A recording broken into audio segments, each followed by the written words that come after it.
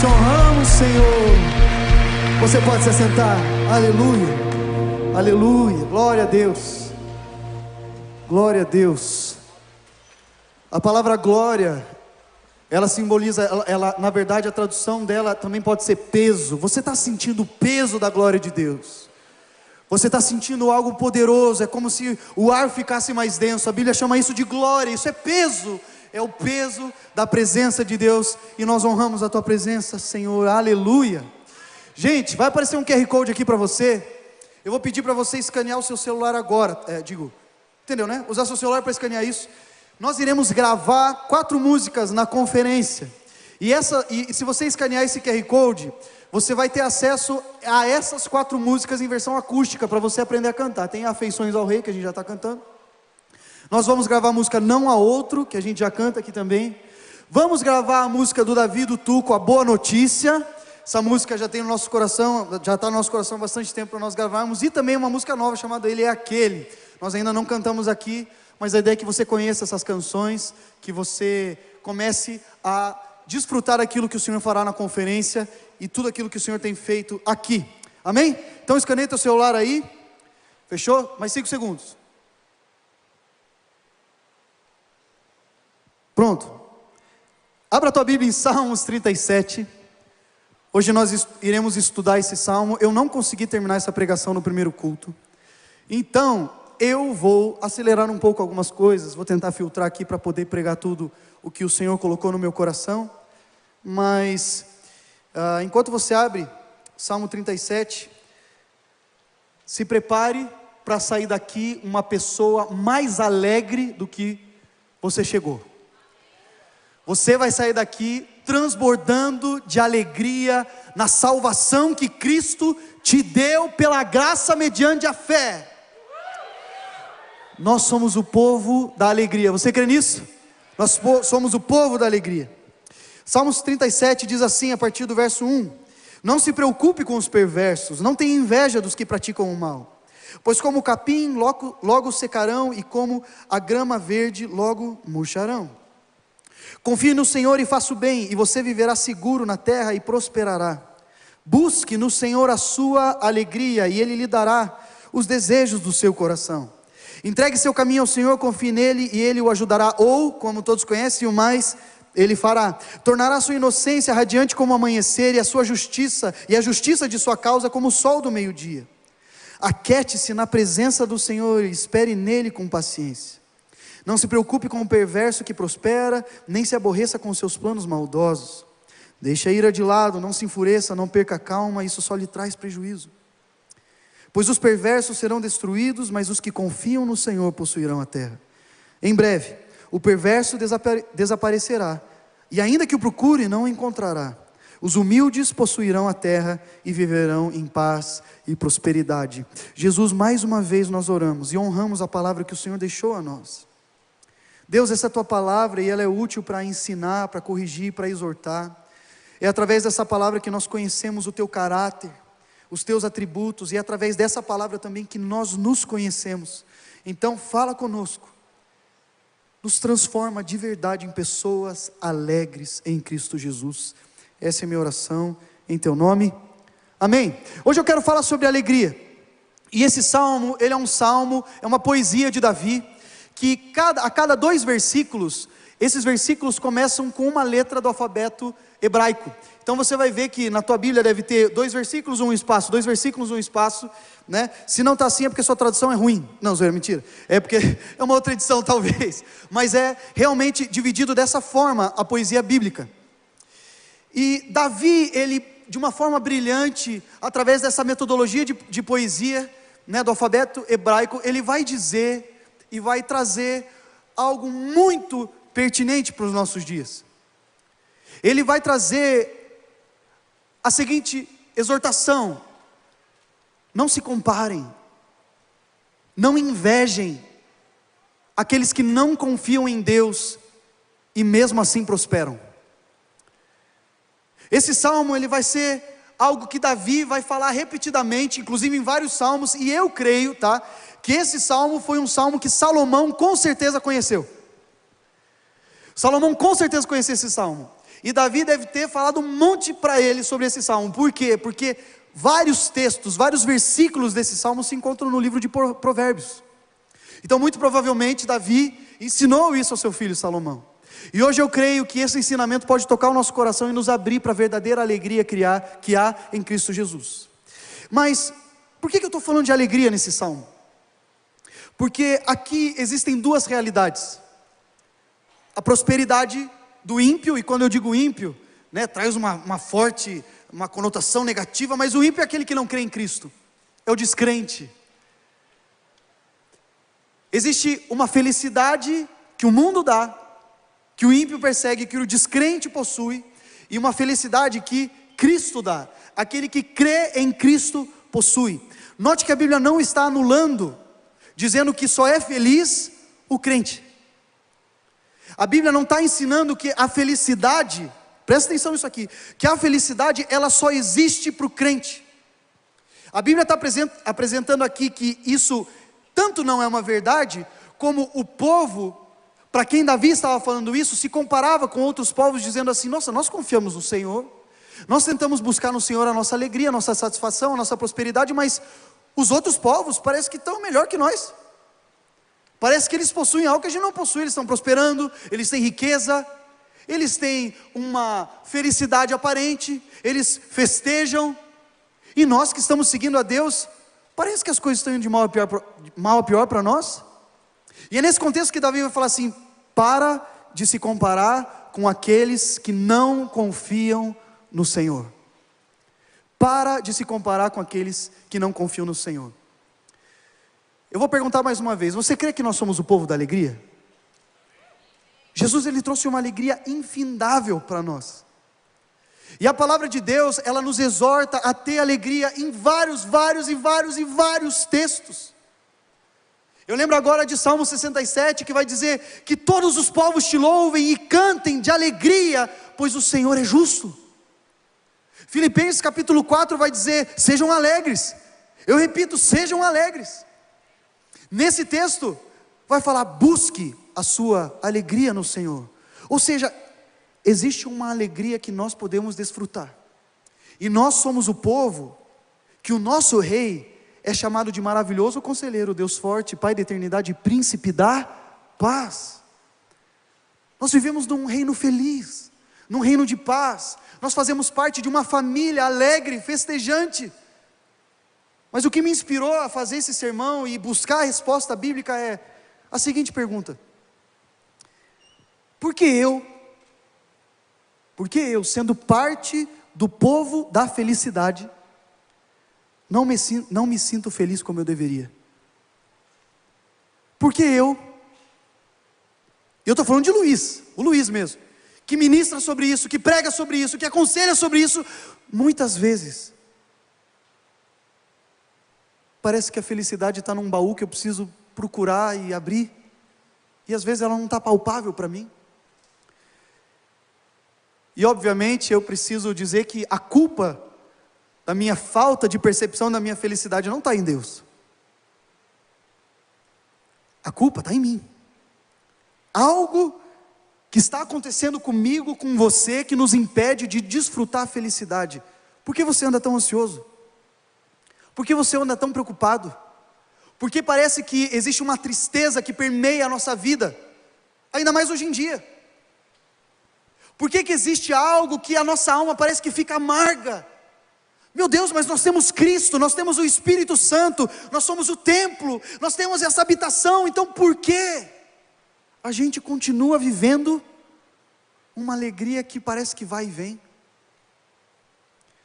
E esse texto ele me ensina algumas coisas sobre isso. E a primeira coisa que eu aprendo é que eu preciso redirecionar o meu olhar.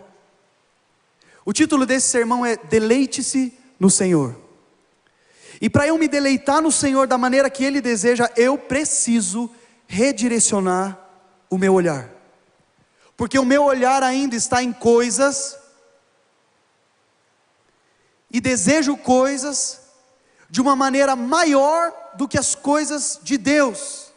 Nós cantamos sobre isso, mas seja sincero: uma vez que eu coloquei os meus olhos em Ti, nada mais me satisfaz. A tua satisfação plena está em Deus mesmo, você não precisa de mais nada. Nós não deveríamos precisar. Mas o nosso coração insiste em olhar para outras coisas, e nós precisamos redirecionar o nosso olhar. E Davi apresenta isso da seguinte maneira, no versículo 1: não se preocupe com os perversos, não tenha inveja dos que praticam o mal. Davi está dizendo assim: não se comparem com aqueles que não confiam em Deus. E aqui ele vai usar a palavra inveja. E a inveja, ela tira de nós algumas coisas. Você já sentiu inveja? Esse sentimento que parece que consegue dominar a nossa alegria. Eu estava brincando aqui, e falaram até que eu pedi aumento, mas fica aí, sei lá, se quiserem me dar aumento, enfim, mas fico pensando, já pensou, se eu ganho um aumento, eu falei 10 mil no primeiro culto, mas vai ver, o pastor Michel escuta, algo assim, eu vou falar 15 mil, então, para ver se, pronto, 15 mil, aí eu fico feliz que eu ganhei 15 mil, mas o Tarek, de repente eu descubro que ele também ganhou um aumento, recebe, Tarek? E ele está ganhando 30 mil, cara, em um segundo, se eu não tiver o coração no lugar certo, a minha alegria vai embora e passa a ser inveja. Aquilo que era uma bênção de Deus na minha vida, acaba para ser algo que me deixa mal. Por quê? Os meus olhos param de olhar para aquilo que Deus fez por mim, e começam só a contemplar aquilo que Deus fez para o Tarek. E eu começo a me comparar, eu começo a invejar. E a inveja, ela tira de nós a nossa identidade. Porque eu invejo o outro, a identidade do outro. A inveja, ela tira o nosso deleite no presente. Nós só temos garantido o presente para viver. Mas nós ficamos nos comparando, invejando os outros, e a gente perde o deleite do nosso presente. Um amigo meu perdeu a mãe recentemente, o pastor Danilo Mouta, e ele me ligou essa semana, e ele disse assim: Luiz, eu tinha tudo, eu era feliz, e eu não sabia. Porque agora, ele caiu na real, ele falou: eu andei tão estressado esse ano, deixei de participar de algumas coisas, por causa do meu estresse, da minha ansiedade, das minhas preocupações, e de repente, quando eu perdi, foi que eu percebi, que eu tinha o que eu precisava. Isso tira o nosso deleite do presente, desprezamos o nosso passado, ficamos incertos com relação ao futuro, perdemos o foco do nosso destino final, afinal estamos invejando o destino do outro, não valorizamos o que temos, não valorizamos o que Deus nos deu, somos parados pelo medo, porque invejamos o sucesso do outro. Então, e se eu não tiver sucesso? Vou passar vergonha. A inveja detona a felicidade do crente. Mas existe algo que começa antes da inveja, e nós precisamos parar nesse estágio. Quando vê que isso começa a acontecer, a gente precisa parar, que se chama comparação. E a Bíblia aqui vai apresentar que a comparação, ela é para o perverso. Não é assim: eu sou crente, estou olhando para o descrente e me comparo com ele. E na minha comparação eu começo a perceber que o descrente é mais feliz do que eu. E de repente eu começo: então eu preciso do que ele tem. Mas eu tenho Jesus. Mas ele tem a balada, ele tem o barzinho com os amigos, em alguns casos, sexo, para quem é bonito, para quem é feio não tem. Eu falo umas besteiras, né? Por isso que eu só prego uma vez por ano. Aí, em alguns se afundam nas drogas, e parece que aquilo ali vai deixando aquela pessoa tranquila. E o crente, ele começa a falar assim: cara, e eu preocupado aqui? Tanto que, talvez você já tenha tido conversa com seus amigos na seguinte situação: se eu não fosse crente, eu faria isso, aquilo. Você já teve esse tipo de conversa? Só que quando você vê, você começa meio que tipo assim: nossa, talvez eu não quisesse ser crente então, porque tem tanta coisa legal, não é? Eu com os meus amigos, a gente já compartilhando isso, já percebeu que passamos do ponto. Quando de repente um pode falar: cara, se eu não fosse crente, com certeza eu ia frequentar os barzinhos, olha aquele clima, aquele pagode tocando, a cervejinha, a risada, coisa maravilhosa. Só que de repente você começa a falar: se eu não fosse crente, eu acho que eu teria esse tipo de felicidade, esse tipo. Você está vendo como a gente começa a se comparar? Mas o que nós devemos fazer, porque nós somos o povo da felicidade, é dizer: graças a Deus porque eu sou crente, porque senão eu estaria buscando minha felicidade no barzinho. Não é, se eu não fosse crente, eu iria lá. Graças a Deus que eu sou crente, porque eu não preciso mais ir para lá. Essas são as comparações que nós fazemos. É isso que nós começamos a invejar. E a Bíblia, essa é uma crise para aqueles que acreditam e pregam a teologia da prosperidade. Porque se a teologia da prosperidade fosse verdadeira, só os crentes prosperavam. Mas ela não é verdadeira. Por isso que a Bíblia está recheada de momentos falando que sim, os ímpios prosperam. Os ímpios desfrutam dessa vida. Os ímpios desfrutam disso. Mais para frente a gente vai falar disso. Mas não para só aí. A comparação, ela não é só nós crentes com os de fora. Eu vou dizer que a comparação mais nociva e mais perigosa é quando os crentes começam a se comparar com outros crentes. Sabe por quê? Porque isso para a igreja. Isso para a igreja. Por quê? Você só pregaria se eu tivesse a mesma eloquência do pastor Michel pregando. Não, olha o que Deus faz na vida do pastor Michel. Sabe, por muito tempo eu tinha certeza que Deus amava mais outras pessoas do que a mim. Sabe por quê? Porque eu ficava só olhando para os outros, vendo o que Deus fazia na vida dos outros, e eu negligenciava o olhar para o que Deus faz para a minha vida, na minha vida. O que Cristo me deu. No ministério, aqui no AN, tem pessoas extremamente competentes trabalhando. Pessoas que conseguem fazer muitas coisas ao mesmo tempo. E eu vou fazer uma coisa e eu me perco naquilo que eu estou fazendo e preciso da ajuda dessa pessoa para terminar. E essa pessoa no caso é o Salomão. Né, Salomão?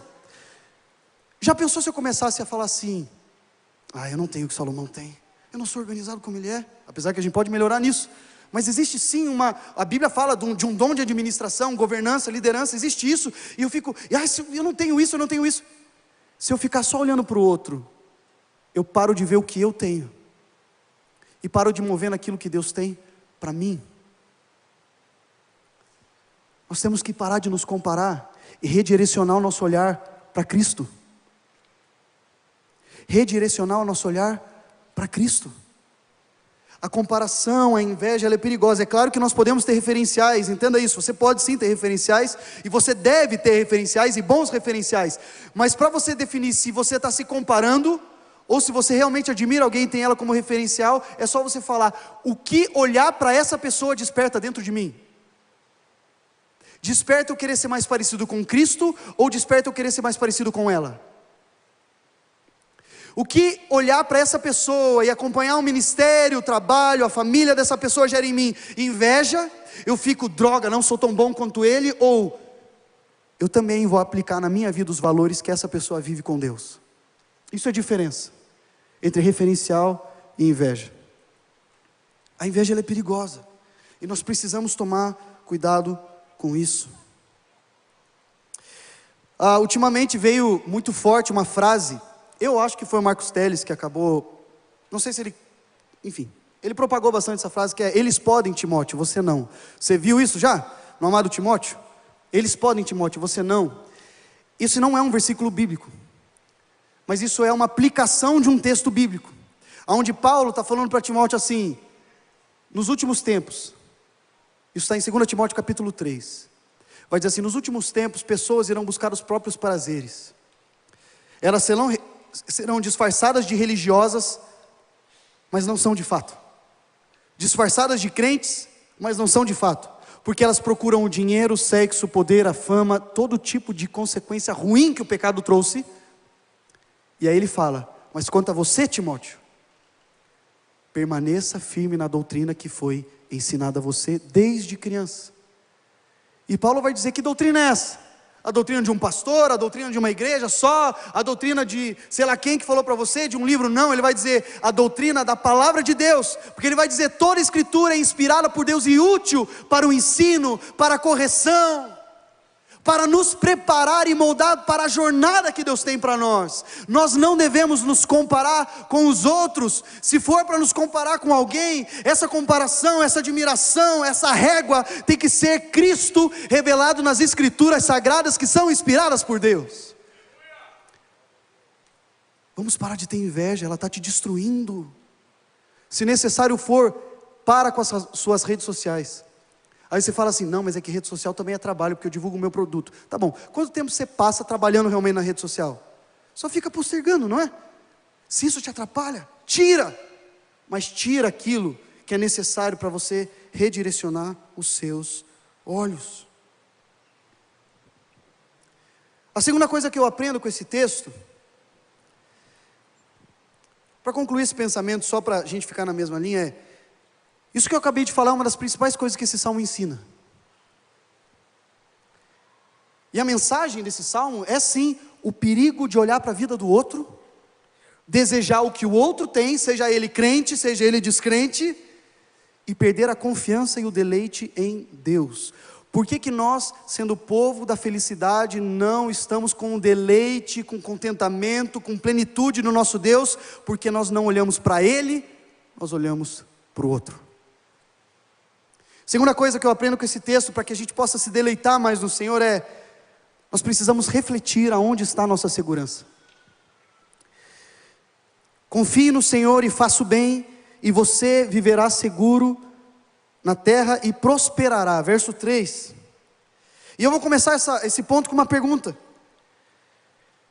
Você se considera uma pessoa que confia em Deus? Considera? Não, eu confio em Deus. Você poderia falar isso assim? Eu confio em Deus. Aí se eu fosse pedir para você vir aqui testemunhar sobre como você confia em Deus no seu dia a dia. A gente confia em Deus, então tá bom. Você deve estar, desfrutando ou vivendo algum problema. Você está confiando realmente em Deus? Tô. Então por que você se perturba tanto com isso? Por que isso toma a nossa mente? Se nós realmente confiássemos em Deus, presta atenção nisso, se nós verdadeiramente confiássemos em Deus, e confiássemos que a oração pode sim transformar, que a oração realmente é Deus, o Todo-Poderoso nos ouvindo, e confiasse nas promessas bíblicas a respeito da oração, nós seríamos um povo que ora muito. Muito. Mas por que a gente não ora tanto? Porque a gente não confia. Fala sério, se você soubesse de uma pessoa que tem todo o poder, aparecesse aqui, ama você demais, é um pai para você, te adotou como filho, te deu uma herança eterna, maravilhosa, grandiosa, gorda herança, você só ia falar com essa pessoa quando você vem sábado? Oi, beleza? Valeu. Ou você ia ter o prazer de conversar com essa pessoa mais? É a mesma coisa com Deus, nós não confiamos. Se nós confiássemos que a palavra, realmente, essa palavra que a gente está pregando é a palavra de Deus, nós não pararíamos de lê-la.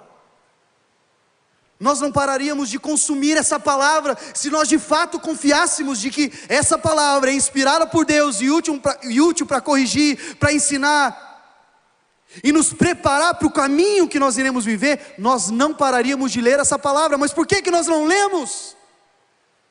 Porque não confiamos. Mas em nome de Jesus, eu creio nisso, que essa palavra pode ser usada para nos chacoalhar, para que a gente saia daqui dizendo: verdadeiramente eu confio em Deus. E não ser só aquela frase de caminhão, sabe quando você está na BR, morrendo de raiva daquele caminhão que está ultrapassando outro caminhão, você fala: pô, nós confiamos em Deus. Confia nada. Não pode ser uma frase de caminhão. E como é que a gente muda isso? A palavra de Deus também diz, nesse mesmo verso: confie no Senhor e faça o bem. Ou seja, a confiança não é só confessional, ela é prática. A confiança tem que ser: eu confio em Deus, por isso eu faço o bem. Ou seja, eu confio em Deus, por isso eu faço as coisas da maneira dele. Eu confio em Deus, por isso eu caminho como Jesus caminhou na terra.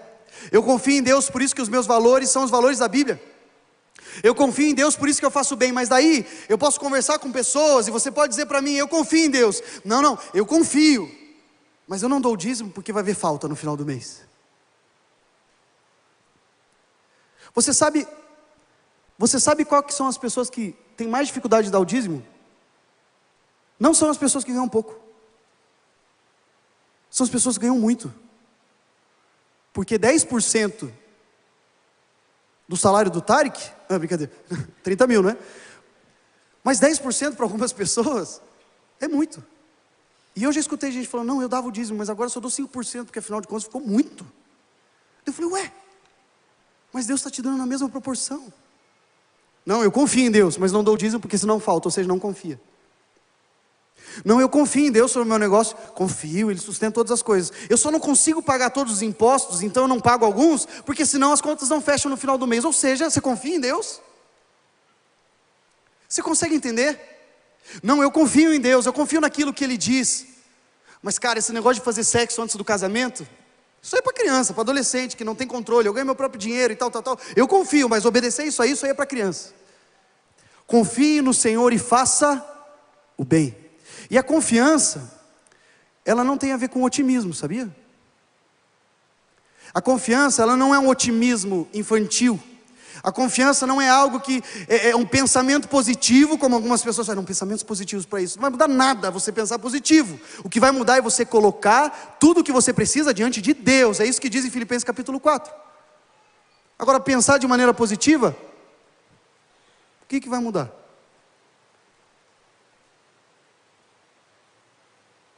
Tem um comentarista que ele diz assim, William MacDonald diz assim: a confiança em questão não é sinônimo de otimismo jovial e infundado, de expectativas, de que tudo irá acabar bem.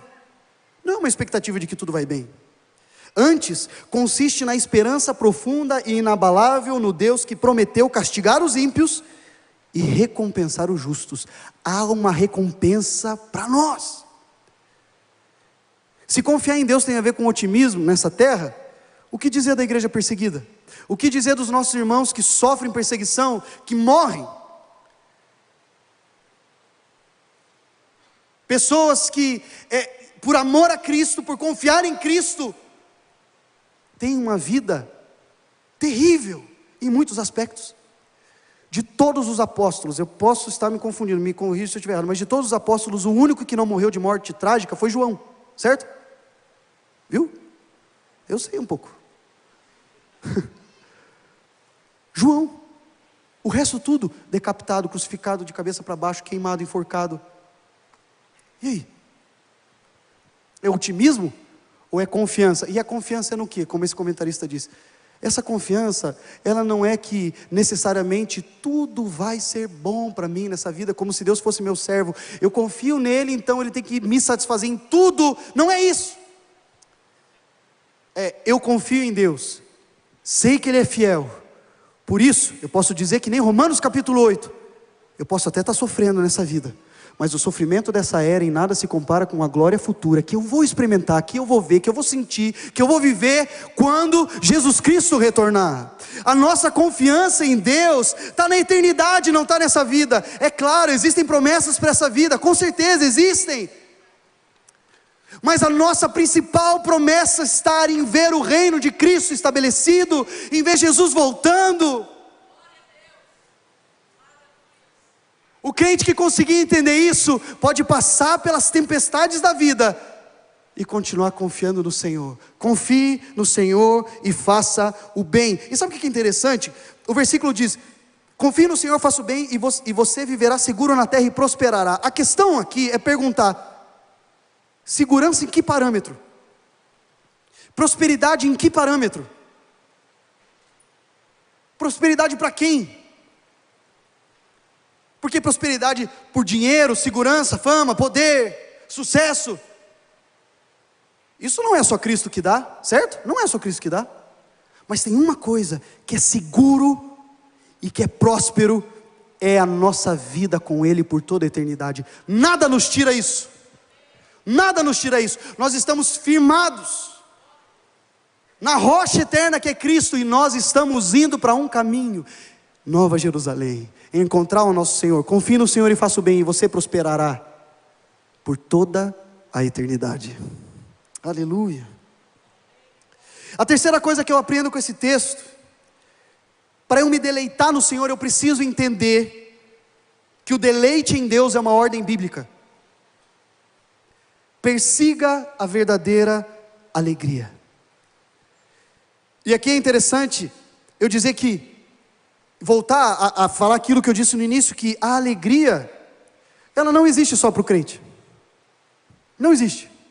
Você já viu aquelas pessoas que falam assim, não, olha lá, eles estão no barzinho rindo, bebendo, tão felizes, mas quando ele deita a cabeça no travesseiro, eu tenho certeza que tem um vazio do tamanho de Deus no coração dele. Já viu gente falando isso? De certa forma isso é uma verdade. Existe um vazio que só pode ser preenchido por Cristo. Mas se você chegar para essa pessoa e dizer assim, tu está rindo, né? Mas tu não é feliz. Sou sim. Não, não é. O que dizer aquelas pessoas boas, aquelas pessoas que estão desfrutando dessa vida de paz, tranquilidade, prosperidade, uma família bonita, filhos na universidade, tudo indo bem? Vai dizer que essa pessoa não é feliz? Mentira, é feliz. É feliz. A questão aqui é que existe 2 tipos de felicidade. O que esse texto está ensinando não é dizendo que não há felicidade desse lado e que há felicidade desse lado. O que a Bíblia está apresentando é que existem 2 naturezas distintas de felicidade. Deixa eu ver se eu consigo explicar isso melhor. A felicidade do mundo, ela depende de desempenho. Ou seja, a felicidade do mundo, e aqui está dizendo felicidade, ela depende de conquista, resultado, reconhecimento, imagem, méritos. É o que eu faço para ser feliz. A felicidade em Cristo Jesus é o que Ele fez para eu ser feliz. Não são os meus méritos. Eu não posso, deixa eu te dizer uma coisa, eu e você, nós não merecemos a felicidade. Não merecemos. Não há nenhum justo sequer na terra, nenhum que mereça as dádivas, os dons, a felicidade, a vida eterna que Deus dá, que Cristo dá. Mas é justamente isso a mensagem do Evangelho. Não é por obras, é por graça mediante a fé. Então de repente eu não preciso ser uma pessoa extraordinária para eu ser feliz, porque existe uma pessoa que será eternamente extraordinária, e essa pessoa é Jesus Cristo, e a minha felicidade é por causa dele, e não por causa de mim. A felicidade de Cristo nasce na graça. Veja uma outra diferença. A felicidade do mundo, ela é horizontal. O que significa isso? Ela vem de circunstâncias, estabilidade, dinheiro, relacionamento, vantagens, mar calmo. Já a felicidade em Cristo, ela é vertical. O que eu quero dizer? Deixa eu fazer uma pergunta para você, vê se você consegue entender essa pergunta. As circunstâncias desse mundo, se tudo vai bem, se tudo está tranquilo, moldam o seu relacionamento com Deus. Ou seja, às vezes estou bravo com ele, às vezes estou feliz com ele, às vezes estou assim com ele, às vezes ele é tudo para mim, às vezes eu não sei se confio, por causa das circunstâncias dessa terra.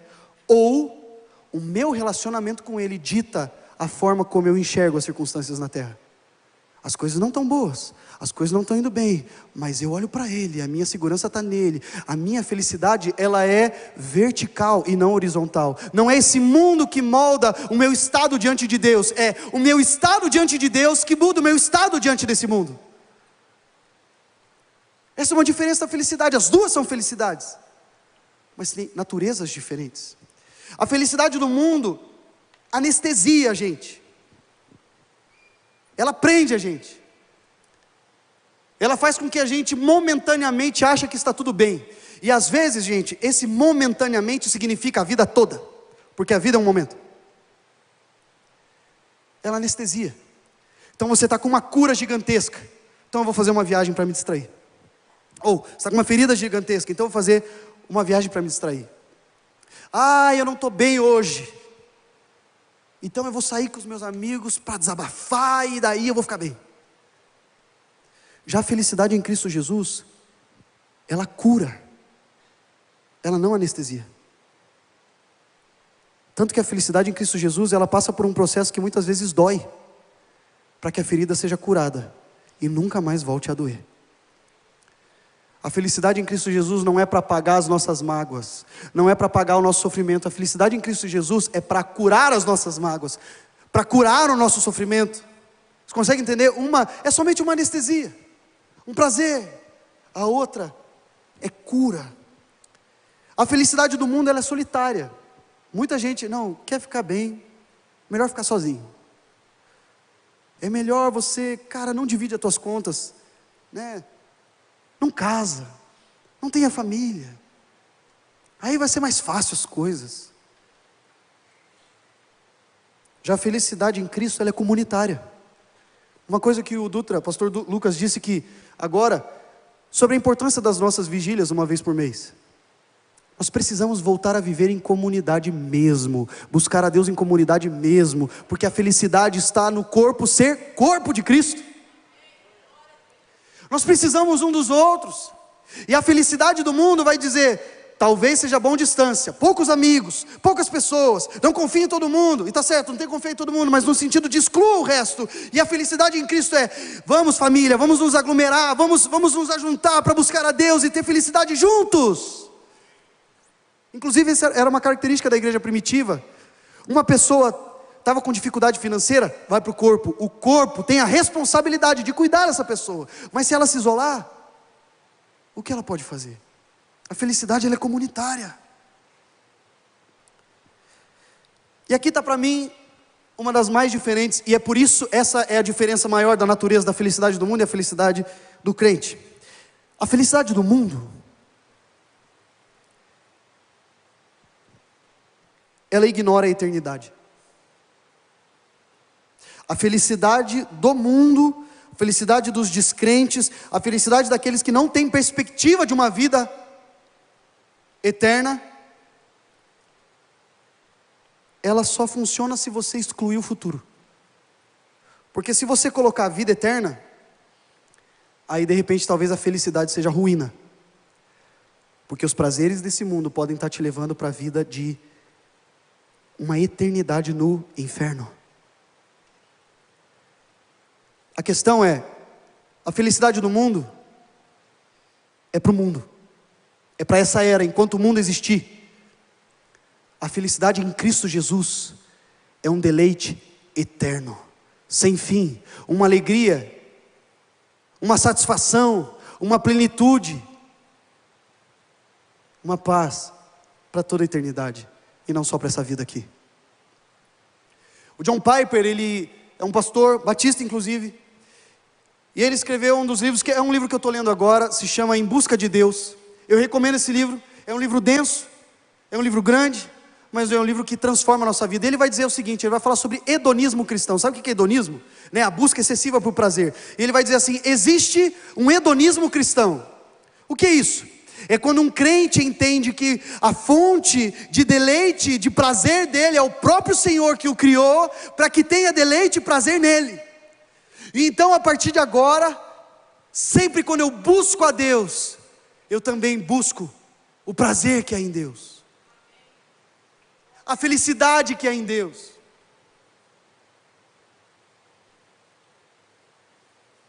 Não tem como você separar, e a gente não pode ser legalista aqui.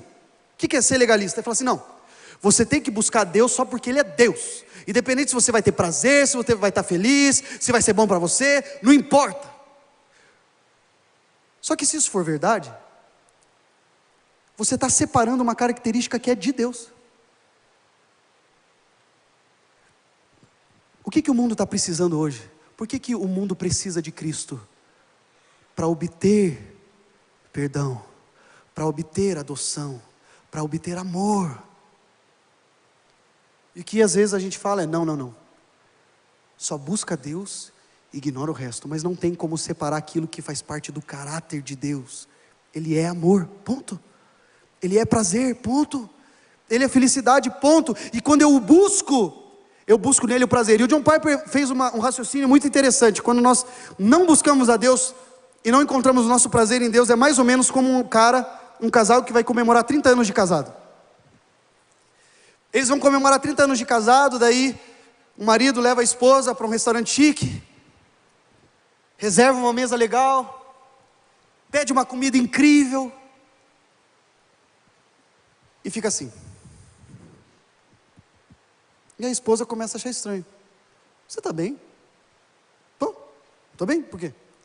Não parece que você está gostando de ter um tempo comigo. Parece que sua cabeça está distante. Aí ele fala assim, a gente está comemorando 30 anos de casado.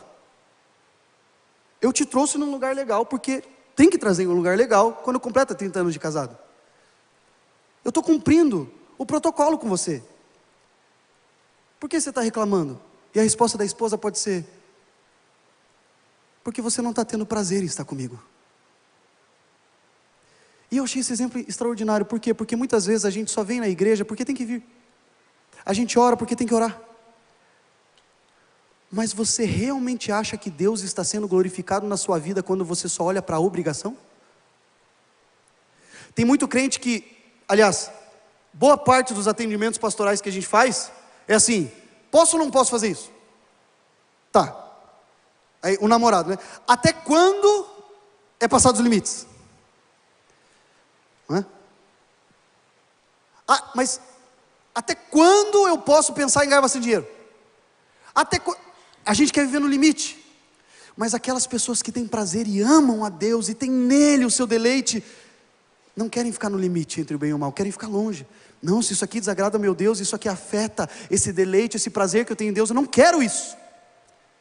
Não quero ir até o limite, eu quero ficar longe daquilo que pode me afastar. Por quê? Porque o meu deleite está no meu Senhor. Inclusive a frase que ele usa é: Deus é mais glorificado em nós quando somos mais satisfeitos nele. Vou repetir. E a frase do John Piper, para você não achar que eu estou inventando e não vai dar crédito para a minha frase. Deus é mais glorificado em nós quando somos mais satisfeitos nele. Aonde você está buscando a sua alegria? Deus virou um protocolo? Nós cantamos que a nossa alegria vem do Senhor, mas será que de fato a nossa alegria vem do Senhor? Eu quero contar 2 exemplos. Primeiro, esse domingo, 2 semanas atrás, na verdade, eu estava muito irritado. Inclusive eu ministrei aqui no sábado, e a minha esposa, a Bianca, falou assim: você passou do ponto, estava muito irritado ministrando. E realmente, tanto que eu pedi desculpa para o time de louvor, eu falei: eu não estou bem, no ensaio isso, eu não estou bem, não, mas eu estou descansando. Aí chegou a hora da ministração, enfim, super bravo. Aí a Bianca falou: acho que você passou do ponto, você está um pouco orgulhoso falando. Eu falei: tá bom. Aí no outro final de semana eu estava irritado de novo. Eu tenho um problema com isso. E aí, eu ia ministrar no culto de domingo à noite. Você já teve aqueles dias que você não quer aparecer para ninguém? Tipo assim, eu não quero aparecer nem para mim mesmo na frente do espelho. Sabe assim? Não quero. Imagina você estar nesses dias e ter que ministrar na frente de milhares de pessoas. Olha a agonia. E aí, sabe o que eu fiz? Eu falei: bom, se meu prazer vem de Deus, Ele pode transformar esse meu sentimento ruim em um sentimento bom. E antes da ministração eu falei para a Bianca: eu preciso ler a Bíblia agora. Aí eu fui e li o livro de Filipenses inteiro, 4 capítulos.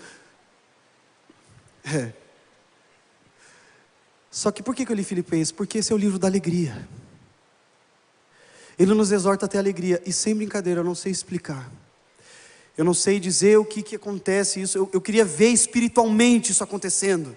Sei lá, algo sendo derramado, algo sendo transformado. Eu acho que no mundo espiritual acontece alguma coisa, mas enquanto eu lia, algo cresceu dentro de mim, e eu encontrei prazer no meu Senhor, e eu saí daquele quarto, dizendo: estou pronto para ministrar, porque eu amo Jesus, porque eu amo o Senhor, eu amo a sua igreja, eu tenho um propósito para a minha vida, vamos embora! Aí briguei com a igreja de novo. Não, brincadeira, foi benção a ministração. Foi benção. Nosso deleite está no Senhor. E a segunda história, se o Salomão quiser vir, eu não vou conseguir pregar tudo mesmo.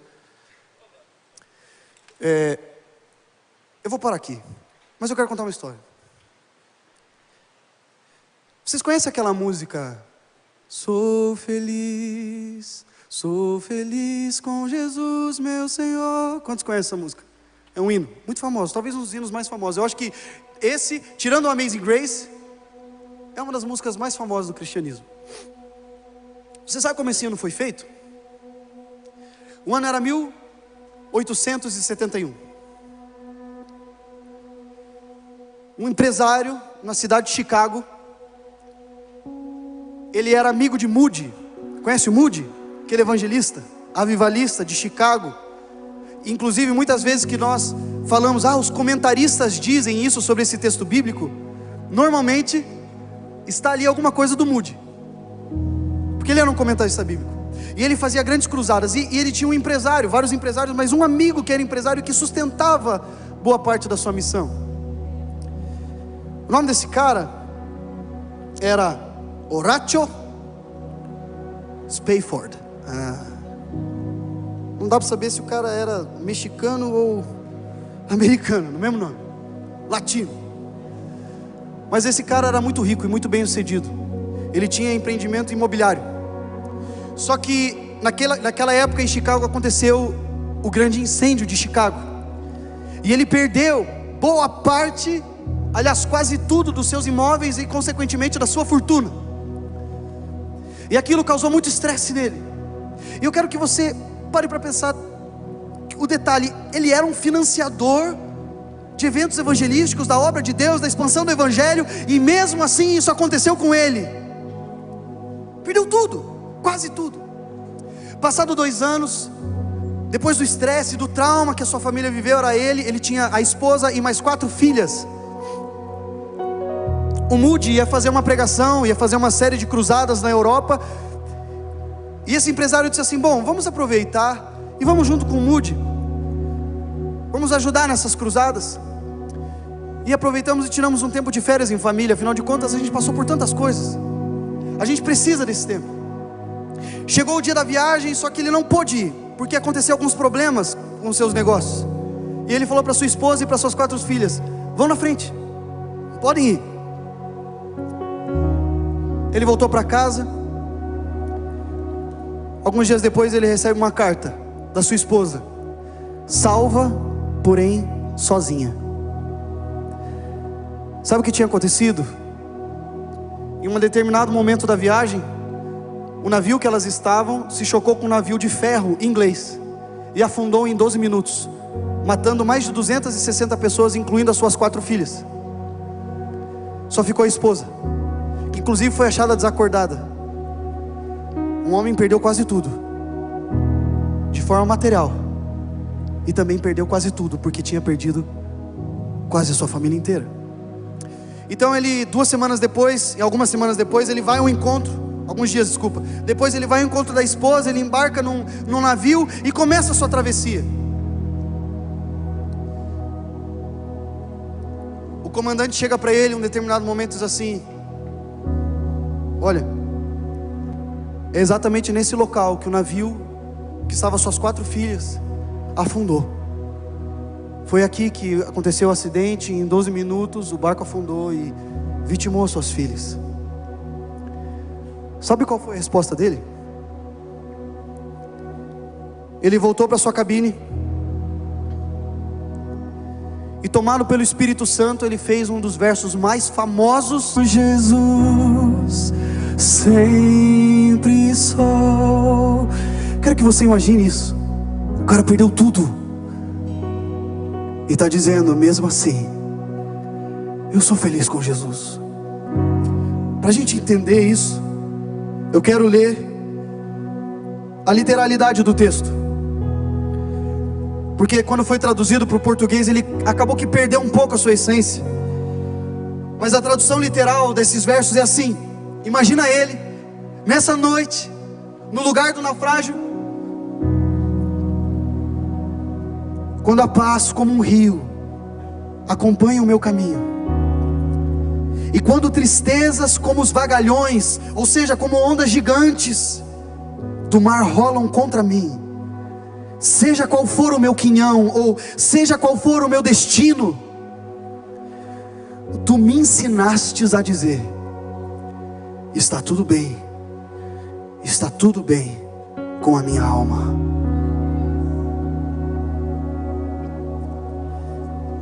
Esse cara só pôde escrever esses versos porque a felicidade e a alegria dele estava firmada na rocha, que é Cristo. E de repente ele não estava ignorando as circunstâncias, ele não estava ignorando o fato de que havia um problema, havia uma dor, havia um sofrimento. Mas é quase um paradoxo isso. Mas mesmo em meio ao sofrimento, mesmo em meio aos dias ruins, ele pode dizer: eu sei que isso está acontecendo, mas quanto à minha alma, ela estará para sempre com Cristo Jesus. Existe um texto, Salmos 84, verso 5, que diz assim: como são felizes os que de ti recebem forças, os que decidem percorrer os teus caminhos, como são felizes. Quando passarem pelo vale do choro, ele se transformará num lugar de fontes revigorantes.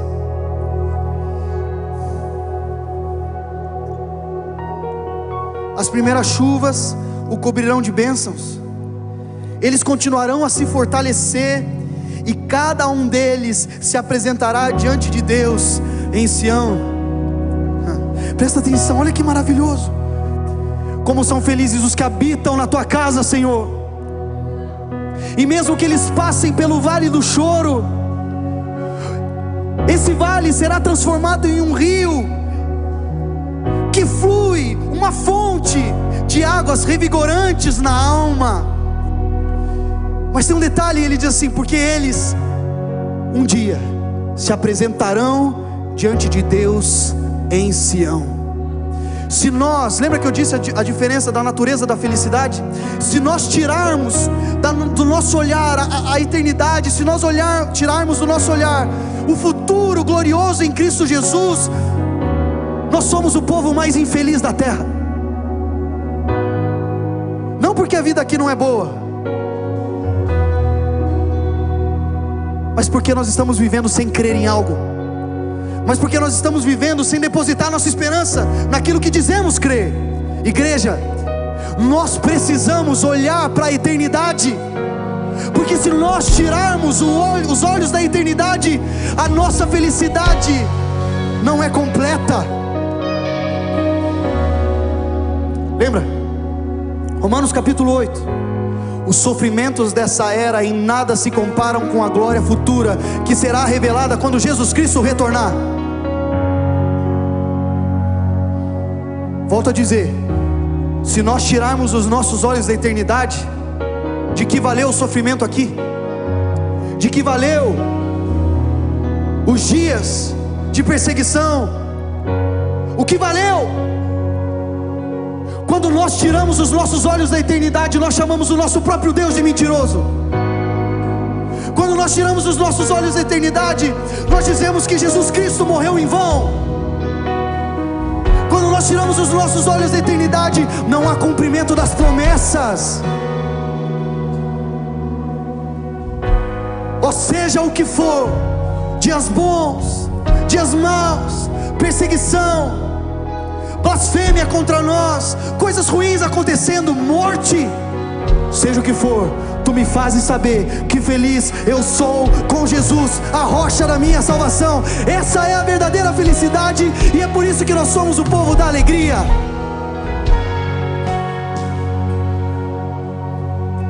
Eu não vou conseguir terminar essa mensagem, e sinceramente eu creio que aqui já ficou suficiente o que eu deveria passar hoje. Mas eu creio que essa é uma noite de cura.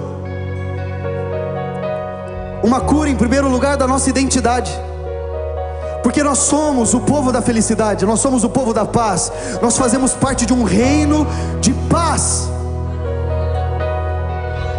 Como o Tuco pregou ontem, nós somos um reino de sacerdotes, mas sacerdotes de um Deus que é o Deus da paz, que é o Deus do amor, que é o Deus da alegria, que é o Deus do prazer. Mas Satanás está tentando tirar isso de nós. Mas hoje o Senhor resgata a nossa identidade. Você foi feito, você foi feita para se deleitar no Senhor todos os dias da sua vida, desde agora, por toda a eternidade. Mas talvez você esteja vivendo dias ruins, dias que parece que a sua felicidade foi embora. Não há perspectiva de futuro, não há perspectiva de uma mudança. De repente as coisas parecem que estão se afunilando, e as coisas estão indo de mal a pior na sua vida. Presta atenção no que o Espírito Santo de Deus está falando para nós nessa noite. Apesar das aflições, eu sou feliz com Jesus, o meu Senhor. Eu creio que o Senhor está redirecionando o nosso olhar. Eu creio que o Senhor está fazendo coisas novas e te dando um batismo de alegria. Um batismo de alegria.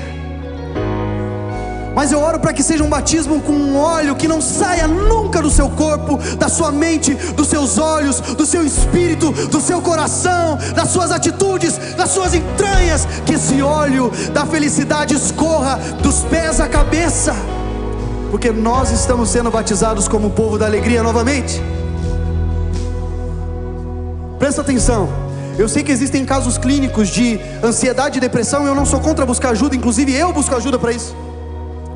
Mas o que eu quero dizer é o seguinte: eu creio que o meu Jesus é poderoso, inclusive para curar essas coisas. Eu creio que você não precisa mais viver como você tem vivido. Eu não preciso mais viver como eu tenho vivido. A minha satisfação, a minha plenitude, o meu contentamento, o meu deleite, a minha felicidade, a minha alegria estão em Cristo Jesus. Se você sente que o Espírito Santo está falando com você, e você está clamando: me batiza com alegria. Entenda, eu não estou falando de um novo batismo, eu não estou falando de uma segunda experiência somente. Eu estou falando de nós colocarmos a nossa cabeça diante de Deus, nos ajoelharmos diante de Deus e falar: escorre um óleo sobre a minha cabeça, um óleo de alegria. Eu quero que você seja ousado nessa noite. Lembra, não é a sua atitude que vai fazer você ter alegria. A sua alegria é olhar para Jesus. Mas se você hoje quer se posicionar, eu quero te convidar a vir aqui à frente e se colocar de joelhos. Se colocar de joelhos aqui, dizendo: Espírito Santo, me batiza com alegria. Por favor, Espírito Santo, me batiza com alegria. Eu não quero ser uma testemunha confusa de um reino de alegria. Eu não quero representar um reino sendo triste nos meus atos, nas minhas palavras. Eu quero ser alegre porque eu sou feliz com Jesus. Enquanto o Bernardo canta essa canção, eu gostaria de te convidar: desce, se posiciona aqui. E hoje pessoas serão batizadas, curadas com alegria. Aquela alegria que cura, não só é uma anestesia, ela cura você. Aleluia.